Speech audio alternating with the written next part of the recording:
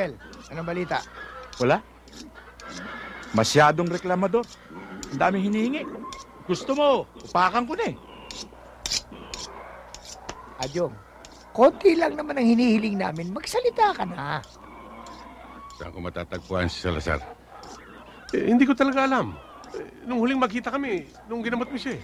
Pagkatapos nun, hiwa-hiwalay na kami. Tekto, mukhang walang mangyayari dito. Pekto! Lalusin na natin yan! Bel, ataduhin mo na. Ako na bahala. Teka, sandali! Sandali lang! Magsasalita na ako! Kakanta na ako!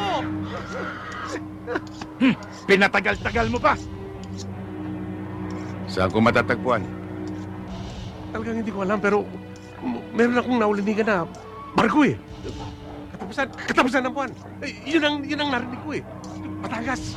Anong pangalan ng barko? Anong pangalan ng barko?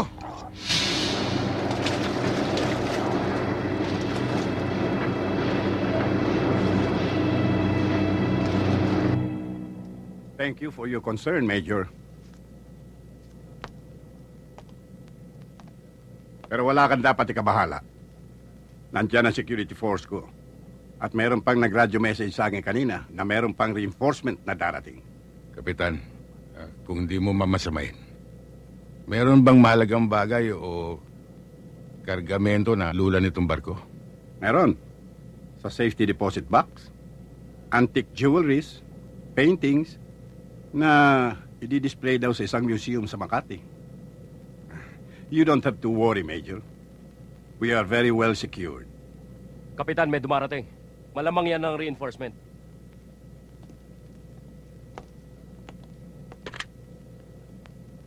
Morales. Si Kapitan ito, yung leader na reinforcement. Pakyatin mo rin sa bridge. Yes, sir.